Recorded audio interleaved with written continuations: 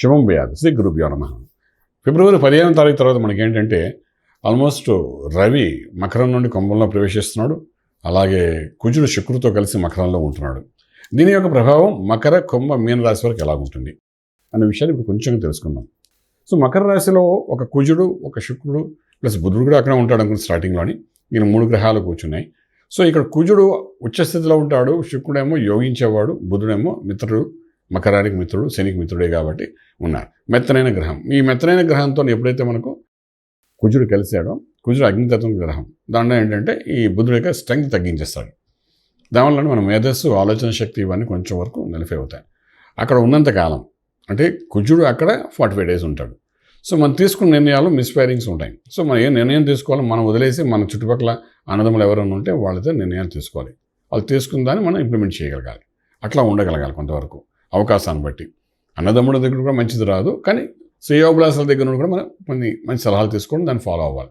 మీకు ఒక ఐడియా వచ్చింటే ఆ ఐడియా వాడితో షేర్ చేసుకుని వాడితో కన్సల్ట్ చేసి then you have to implement it. మీ ఐడియాని డైరెక్ట్గా ఇంప్లిమెంట్ చేయడానికి ప్రయత్నం చేయకండి. There will be misfire in your life, especially బుధుడు అక్కడ ఉన్నంతకాలం. ఓకే, ఇక కుటుంబ స్థానంలో రవిశనులు ఇద్దరు కలిసి ఉన్నారు. కుటుంబం, వాక్, విద్యాస్థానంలో ఉన్నారు. కుటుంబ పరంగా పరాకులు, స్పెషల్లీ కుటుంబంలో ఉండేవాళ్ళు ఎవరండి? తండ్రి కొడుకులు. స్పెషల్లీ రవిశనులు అంటే తండ్రి కొడుకులే మనం అంటాం. సో అక్కడ వాళ్ళిద్దరు కలిసి ఉండడం వల్ల నిజ జీవితంలో దూరంగా కొంచెం ఉంటేనే బెటరు అని అనుకుంటాము. బట్ 4 రోజులే కాబట్టి 4 రోజులకి మనకు జరిగే సంభాషణ ఏదైతే ఉందో అది ఆస్తి వ్యవహారం అనుకోండి, కుటుంబ వ్యవహారం అనుకోండి, ఉద్యోగ వ్యవహారం అనుకోండి, వ్యాపారంలో ఆ తండ్రి కొడుకు చేసే వ్యాపారంలోని సలహాలు ఇవ్వడం కానీ. ఓ బిల్డర్ ఉంటాడు, నా బిల్డర్ ఏమో తన కొడుకు మొత్తం వ్యాపారం చెప్తాడు, నువ్వు చూసుకోరా అంటాడు అని ప్రతిదానికి ఇక్కడ నుండి ఫోన్లో సలహా ఇస్తుంటాడు. మరి వాడికి ఎవడెందుకు? ఈ సలహాలు వినడానికి చిరాకేస్తున్నా కొడుక్కి.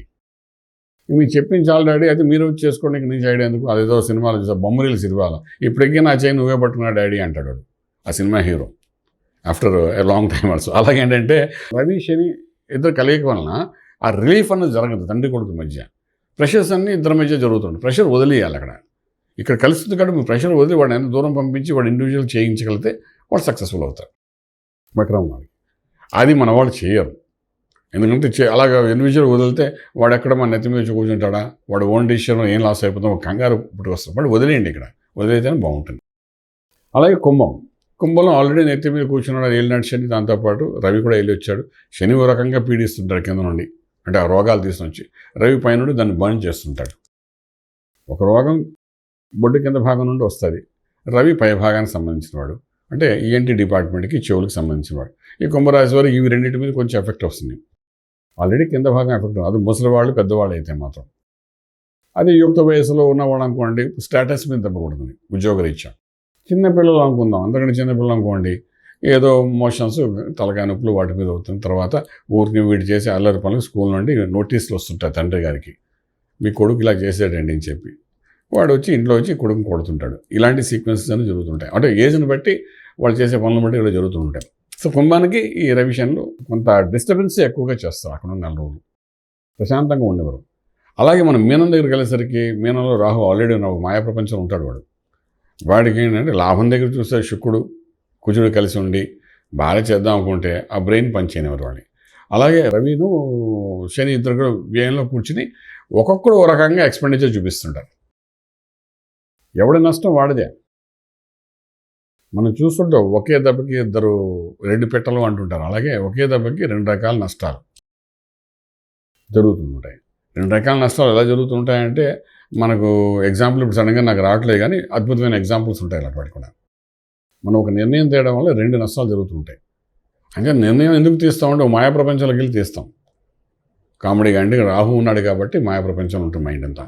ఇది చేస్తే 10 రూపాయలు పెడితే 1000 రూపాయలు వస్తుంది కదా అనే కాన్సెప్ట్ నుండి ఈ 10 రూపాయల కోసం ఇంకెక్కడో వీడు సంతకం పెడతాడు. సంతకం పెడుతున్నాడు, పోతాడు, మధ్యవర్తి వాడు పోతాడు, డబ్బులు పోయాయి.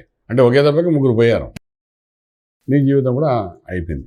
అంచేది మధ్యవర్తిత్వం వహించడం కానీ, సంతకాలు పెట్టడం కానీ, లేకపోతే షూరిటీస్ ఉండడం కానీ ఇలాంటివి మన మీన రాశి వాళ్ళు చేయకూడదు.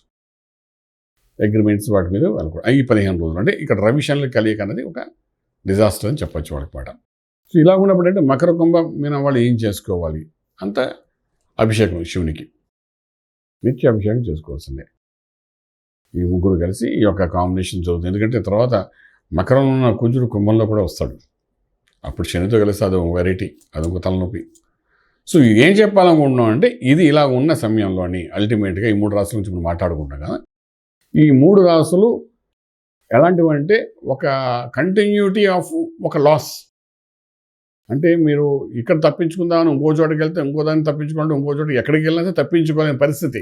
ఈ 3 దాటుకుంటే ఆ తర్వాత గురుడు ఉన్నాడు మీనంలో, ఎవరికైనా సరే 12 రాసుల వాడు. సో ఆ గురుడు ఏం చేస్తాడు, చల్లబడుస్తాడు. అంటే 3 కష్టాలు దాటితే కానీ వాడు ఒక సుఖం కూడా అక్కడ. ఈ కాంబినేషన్ అలాగ ఉంది ఎవరికైనా సరే. సో మీరేంటంటే ఈ కాంబినేషన్ అనేది మే 1 వరకు జరుగుతుంటుంది.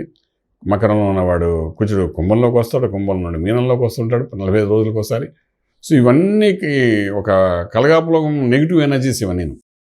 సో మీరు వీలైనంత వరకు ఏ రాశి వారిని, ఏ రాజకీయ రంగంలో ఉన్నవాళ్ళు కానీ, వ్యాపారస్తులు కానీ కొంచెం జాగ్రత్తగా హ్యాండిల్ చేసుకుంటూ ముందుకెళ్ళడానికి ప్రయత్నం చేయగలిగితే రాజమార్గంలో రాజ్యం పొందగలుగుతారు. శుభం బియాత్. ఈ వీడియో మీకు నచ్చినట్లయితే మీ మిత్రులకు షేర్ చేయండి. అలాగే మా ఛానల్ను సబ్స్క్రైబ్ చేయడం మర్చిపోవద్దు. Thank you.